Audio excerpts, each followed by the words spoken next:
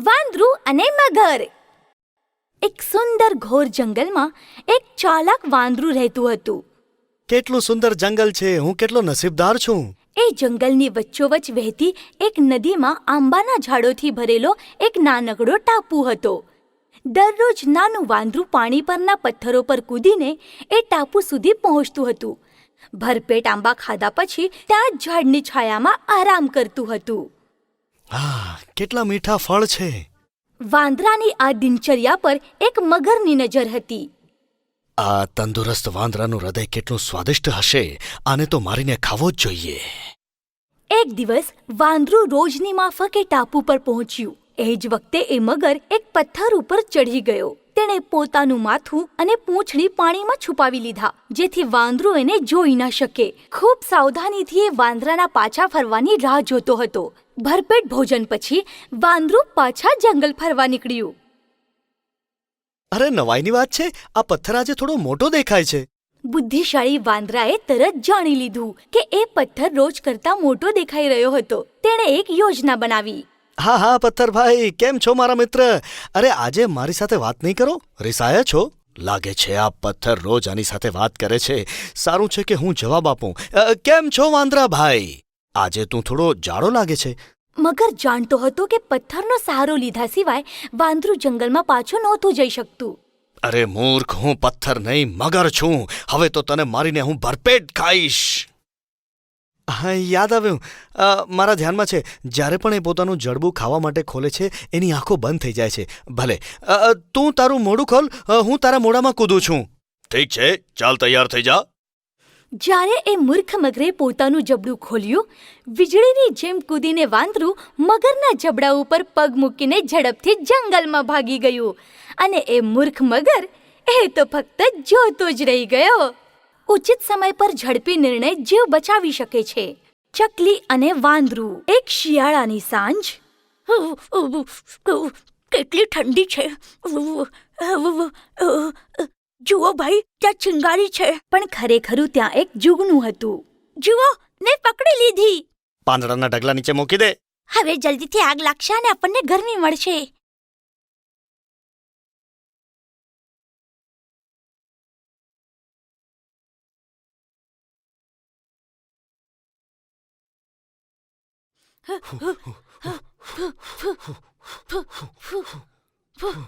તમે બહુ મોટી ભૂલ કરી રહ્યા છો મહાશય.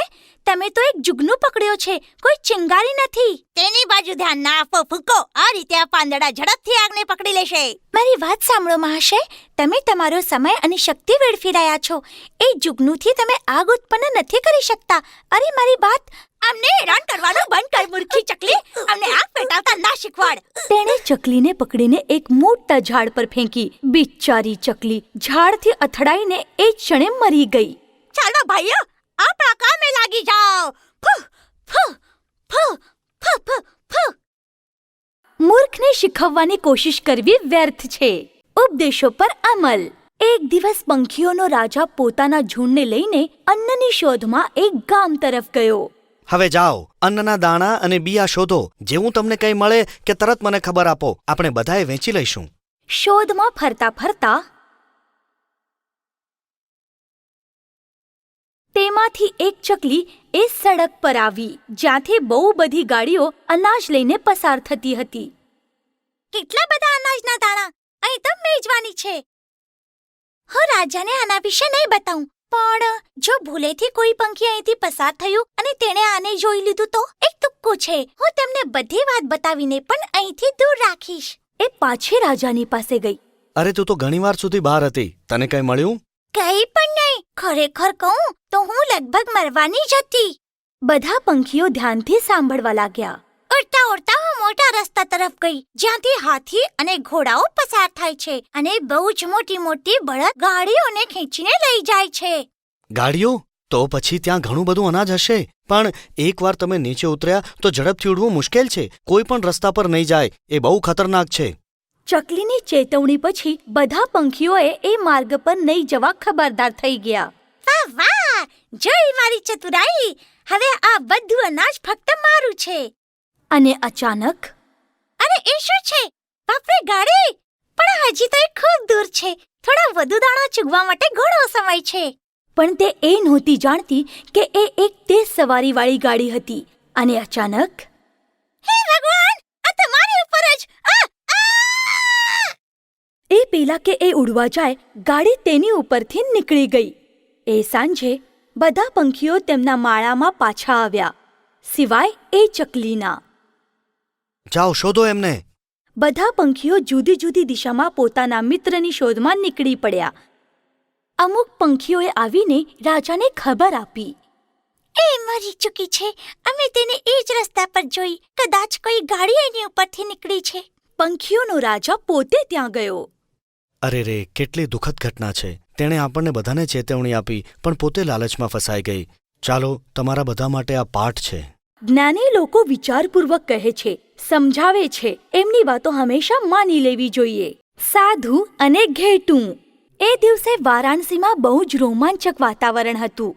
બધા લોકો ઘેટાની લડાઈ જોવા એકઠા થયા હતા અને એક સાધુ ત્યાંથી પસાર થતો હતો. આ બધું શું છે? ઘેટાની લડાઈ છે. કેટલા સરસ જાનવરો છે. એ સાધુ અંદર આવ્યો. તેણે જોયું કે એક ઘેટું પોતાની ગરદન નીચે નમાવીને પાછળ ખસી રહ્યું હતું. એ પાછળ ખસે છે. મારી સામે નતમસ્તક થઈ રહ્યું છે. હે સજ્જન જાનવર, આટલા બધા લોકોમાં માત્ર તમે જ છો જે એક મહાત્માની પીછાણ કરી શકે છે. ત્યારે જ એક માણસે તેમને ચેતવણી આપી. જરા સંભાળીને, એ નમી નથી રહ્યું. એ તો આક્રમણની તૈયારી કરે છે. કૃપા કરીને પાછળ ખસો. હું નહીં ખસું. જુઓ, આ ગરીબ જાનવર મારો આશીર્વાદ લે છે. બીજા જ ક્ષણે એ ઘેટાએ પોતાના પૂરા જોશથી સાધુને જોરથી ધક્કો માર્યો. હે ભગવાન, આ દુર્ભાગ્યને મેં જાતે જ આમંત્રણ આપ્યું. હું કેટલો મૂર્ખ છું. હવે મને એનું ફળ મળી ગયું છે. કોઈ પણ કાર્ય કરતા પહેલા સારી રીતે વિચારી લેવું જોઈએ. વફાદાર સેનાપતિ. સદીઓ પહેલા વારાણસીમાં કાગ રાજા રહેતા હતા. તેને પોતાની રાણીથી ખૂબ પ્રેમ હતો. એક દિવસ તેઓ વારાણસીના રાજમહેલથી પસાર થતા હતા. નીચેનું દ્રશ્ય જોઈને કાગ રાણીના મોંમાં પાણી આવી ગયું. આહાહા, એ માછલીનો થોડો ખિસ્સો મને મળી જાય તો કેટલું સારું થશે. બીજા દિવસે, આવ રાણી, આપણે બહાર જઈને કંઈક ભોજન શોધીએ. મારે નથી જોઈતું એ જેવું તેવું ભોજન. મારે તો એ જ ભોજન જોઈએ જે મેં રાજમહેલમાં જોયું હતું. જો મને એ ભોજન નહીં મળે તો હું ખાધા વગર મરી જઈશ. હવે કાગરાજા વિચારમાં પડી ગયો. ત્યારે જ તેમનો સેનાપતિ ત્યાં આવી ગયો. શું વાત છે મહારાજ? દુઃખી લાગો છો? કાગરાજાએ એને બધી વાત બતાવી. બસ આટલી જ વાત. આપ ચિંતા ન કરો. હું વચન આપું છું, અમારી રાણીને ભાવતું ભોજન જરૂર મળશે. પોતાના 8 સર્વોત્તમ કાગડાઓને સાથે લઈને સેનાપતિ રાજમહેલ તરફ ગયો. આ રસોડાના છાપરા પર બેસી જાઓ.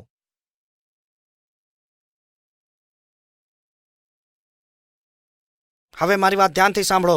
જ્યારે રાજા માટે અહીંથી ભોજન જશે, હું કોઈ પણ રીતે રસોઈયાના હાથમાંથી થાળી પાડી દઈશ. 4 કાગડા પોતાની ચાંચ ભાતથી ભરી લેજો અને બાકીના 4 માછલીઓથી. જુઓ, રસોઈયો આવે છે. પેલી ખુલ્લી જગ્યા પર હું હુમલો કરીશ. બીજા ક્ષણે સેનાપતિએ રસોઈયા પર હુમલો બોલી દીધો. એ રસોઈયો પીડાથી બરાડ્યો. વાસણને છોડો અને પેલા દુષ્ટ કાગડાને પકડો. જેવા વાસણ નીચે પડ્યા, પેલા 8 કાગડાઓએ પોતાની ચોંચ ભરી લીધી અને ત્યાંથી ઉડી ગયા. બરાબર છે. હવે અમારી રાણી સંતુષ્ટ થઈ જશે. હવે તેમને મારી સાથે જે કરવું હોય તે કરવા દો.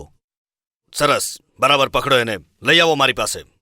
એ મૂર્ખ કાગડા, તે મને ગુસ્સે કરવાનું સાહસ કર્યું છે. પોતાની મૂર્ખાઈથી તે પોતાનો જીવ જોખમમાં મૂક્યો છે. કેમ કર્યું તે આ બધું? મારા રાજા માટે. અમારી રાણીએ આપની મેજ પર મૂકેલા ભોજનની માંગ કરી હતી. મેં તેમને આ ભોજન આપવાનું વચન આપ્યું હતું અને મેં મારું વચન પાળ્યું. એક પંખીએ પોતાના રાજા માટે પોતાનો જીવ દાવ પર લગાવ્યો.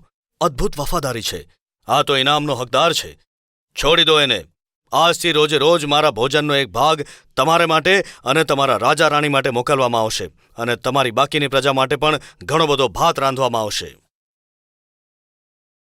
દ્રઢ સંકલ્પથી કોઈ પણ કાર્ય પૂર્ણ કરી શકાય છે. ગીધ અને બિલાડી. એક આંધળું ગીધ એક બહુ મોટા ઝાડની બખોલમાં રહેવા આવ્યું. ત્યાં બહુ બધા પંખીઓ વસેલા હતા. બધા પંખીઓએ જલ્દીથી એક સભા બોલાવી. બિચારું ઘરડું પંખી, એ તો હરીફરી પણ નથી શકતું. આપણે આપણા ભોજનમાંથી થોડો ખિસ્સો તેને આપવો જોઈએ, નહીં તો ભૂખથી એ મરી જશે. ઘરડા ગીધનું હૃદય એ પંખીઓની ઉદારતા જોઈને ભરાઈ આવ્યું. આજથી જ્યારે બધા પંખીઓ અન્નની શોધમાં જશે તો એમના બાળકોની સંભાળ હું રાખીશ. એક દિવસ જ્યારે પંખીઓ અન્નની શોધમાં ગયા, એક બિલાડો ત્યાંથી પસાર થયો. એક ઊંચી ડાળ પર સૂતેલા ગીધની તરફ તેનું ધ્યાન જ નહોતું. વાહ વાહ, અહીં તો નાના પંખીઓથી ભરેલા માળા છે. ચાલો, ઘણા દિવસ ભોજન મળશે. જ્યારે નાના પંખીઓએ બિલાડાને પોતાની તરફ આવતા જોયો, એમણે એટલી બૂમાબૂમ કરી મૂકી કે ગીધ જાગી ઉઠ્યું. ફટાકથી એ નીચે આવ્યું. કોણ છે ત્યાં? અરે બાપરે, ગીધ! હવે હું તો મરી ગયો. અચાનક તેના ધ્યાનમાં એક વાત આવી ગઈ. અરે, આ તો આંધળો છે. ચાલો, જીવ બચ્યો. કોણ છે ત્યાં? જલ્દી બોલો. હું છું, એક બિલાડો. ચાલો જા અહીંથી, નહીં તો હું તને મારી નાખીશ. હું મરવા માટે તૈયાર છું, પણ મારું અહીં આવવાનું કારણ તો જાણી લો. ઠીક છે, બોલ. હું ગંગા કિનારેથી આવ્યો છું. ત્યાં બધા આપની બુદ્ધિમાની અને શિક્ષણ વિશે વાતો કરે છે. હું અહીં આપનો શિષ્ય બની આપની પાસેથી થોડું જ્ઞાન મેળવીશ. હા, પણ તું માંસાહારી છે અને અહીં નાના નાના બચ્ચાઓ છે. મારે તને મારવો જ પડશે. ઓ જ્ઞાની પંખી, શું આપ એક આશ્રિતને મારશો જે આપનો શિષ્ય બનવા માંગે છે? મેં ધર્મશાસ્ત્રો વાંચ્યા છે અને અભિલાષાઓ પર વિજય મેળવ્યો છે. લાગે તો તું વિશ્વાસુ છે. ઠીક છે, તું આ બખોલમાં મારી સાથે રહી શકે છે. પણ દરરોજ એ બિલાડો નાના બચ્ચાઓને ઉડાવીને એક ઝાડની બખોલમાં લાવીને ખાવા લાગ્યો.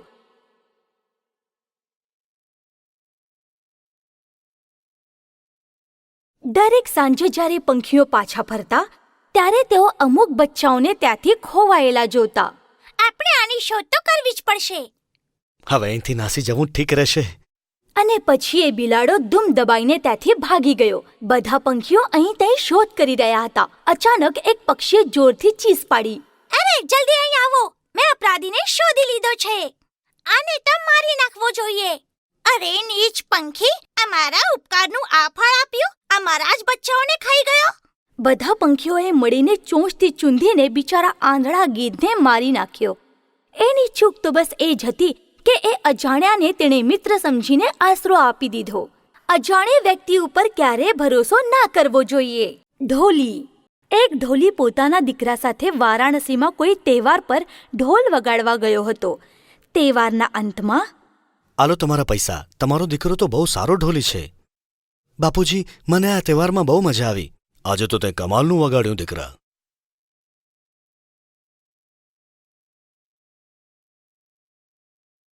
અને બીજા જ ક્ષણે, આ તું શું કરે છે બેટા? ઢોલ વગાડું છું, બીજું શું? આજે તો જાણે મેં આકાશ આંબી લીધું છે. આટલો ઘોંઘાટ ના કર દીકરા, ક્યાંય ચોર સાંભળી લેશે. આ જંગલ તો ચોરથી ભરેલું છે. તેમને બેડાવવા માટે હું ફૌજી ધૂન વગાડું છું બાપુજી. જંગલમાં છુપાયેલા કેટલાક ચોરોએ ઢોલનો એક જોરદાર અવાજ સાંભળ્યો. શાહી ફૌજ શિકાર માટે જંગલમાં આવી છે કદાચ. થોડી વાર પછી, બસ દીકરા, આ ધૂનને ફક્ત એક જ વાર વગાડાય છે. પણ તેનો દીકરો વગાડતો જ ગયો. દીકરા, મારી વાત માન. ઓહ, તમે તો બેકારની ચિંતા કરો છો. જો હું કેવી રીતે ચોરોને ડરાવીને ભગાડું છું. અરે હા, શું આ ધૂન ત્રીજી વાર વાગી રહી છે? આ ફૌજ નથી, લાગે છે કોઈ બહુ પૈસા કમાઈને પોતાની ખુશી વ્યક્ત કરી રહ્યું છે. ચાલો, પકડો એમને. જલ્દીથી ચોરોએ ઢોલી અને તેના દીકરાને શોધી લીધા. તમારી પાસે જે કંઈ છે તે અમને આપી દો, નહીં તો તમને મારી નાખીશું. અને પછી બધો સામાન લૂંટીને ચોર ભાગી ગયા. મેં તને રોકાવા માટે કહ્યું હતું ને, પણ તે મારી વાત ન માની. ખોટા સમયે વગાડીને ખોટા અભિમાન અને મૂર્ખાઈમાં તે પોતાના જ વિનાશને નોતરું આપ્યું. મને બોધ મળી ગયો બાપુજી. દરેક વસ્તુ માટે યોગ્ય સમય અને યોગ્ય જગ્યા હોય છે.